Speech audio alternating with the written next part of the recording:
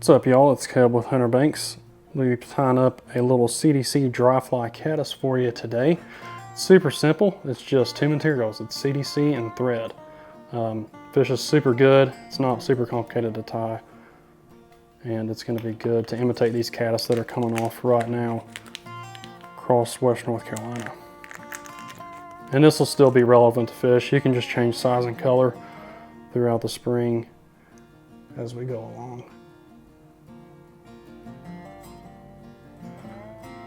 Alright, now I've got a little size 14 standard dry fly hook in the vise here, and we're going to lay down some 14-aught Vivas.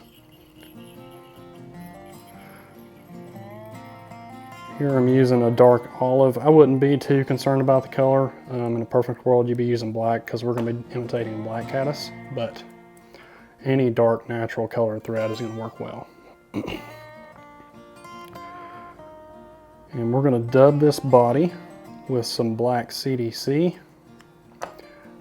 We want to use those feathers down at the base. I've cut them all off so you can't see what I'm talking about, but you got to trust me that that's what you want to use. Reason being is that's where all of your high density fibers are going to be, and that's going to be super easy to dub with. It's going to grab the thread.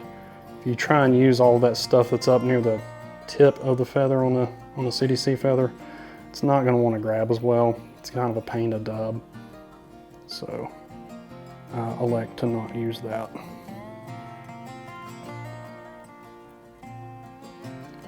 And it may break your heart to want to use like a nice CDC feather for this, but it pays off. Because there we go. It's super buggy.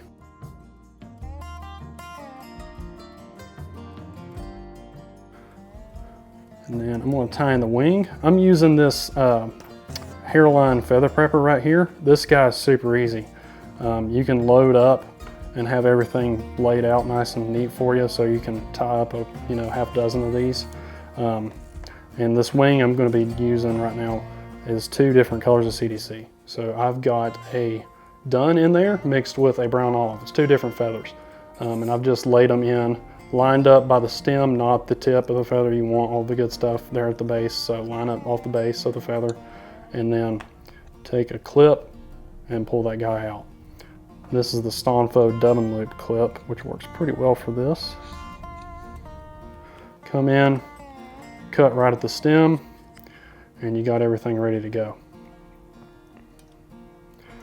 I'm just going to gradually open this clip and get everything out to a point where I can grab onto it here in a second. What I'm going to do for that is gradually open it again, pinch it out.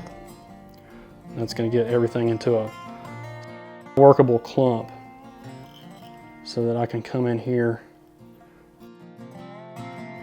pinch wrap one, pinch wrap two, and then just an extra one or two for good measure. Now, I inevitably did not get all those feathers in those wraps, so what I'm going to do is I've still got everything held in right here on this pinch. So I'm just going to, I'm not pinching hard, just gradually pull out there. Whatever I didn't get, I could go back in and hit it with another pinch wrap. I got a whopping 2 fibers out of that, so I did pretty good there. I can go ahead and just fold back that right there. Not really worried about trimming that. Kind of want to keep it there and help float the fly. And then we're going to come in with some more black CDC and dub right here for the thorax. For that CDC on the abdomen when you're dubbing, it really helps to cut off the feather. That keeps all of those curly bits out of there. They don't really want to dub well, so I'll try and cut them out if I can. Once I get up into the thorax, I'm not super concerned about getting a nice clean noodle. I want the extra bugginess, so I'm going to leave them in there and keep all of that nasty stuff in there. I'm also about to loop over it anyways. So we're going to throw in a dub and loop, tie that guy off, work up to the head. We're going to go back to our feather prepper and our clip system here, And then same thing, I'm gonna just cut that guy out right at the stem. Try and get as much feather in there as possible. Not really worried about pulling out anymore. I don't need something to grab onto. I just need enough for the thread to grab onto with my double knot. So we're gonna slide the clip in there all the way up to the hook. Gradually slide down the clip. Once the thread's got a hold of the feathers, get the clip out of the way, close up the loop, and give it a nice slow spin.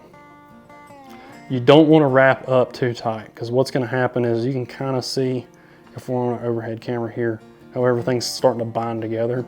We don't want that. We want everything nice and spread out to imitate the legs and let those little bitty CDC fibers pick up all the natural movement of the water and the air.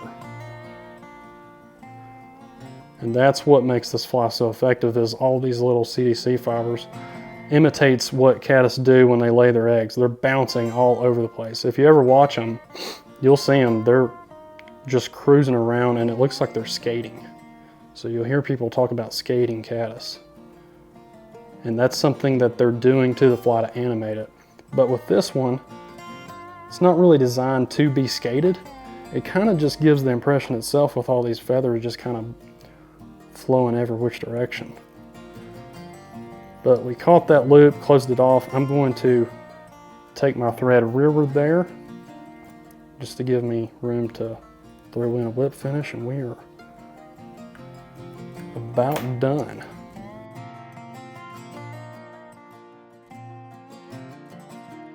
That's about it. We're gonna trim. We're gonna come in right here at the base, do one flush cut.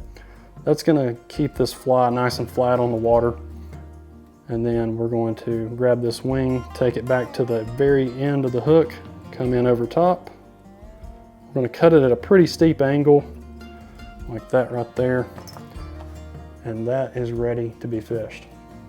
One thing I will say, if you haven't fished any CDC dry flies before, make sure you're using a gel-based floating. You don't want to use just regular old liquid or gel or anything like that. It has a tendency to clog up the fibers and sort of takes away from what makes the fly good. So Loon Loksha is my favorite go-to for CDC flies. It works on any other dry fly as well, but what it is it's just thin enough and it keeps all those tiny little fibers nice and separated, keeps the surface area of the feather, and keeps it up on top of the water. So super good little fly.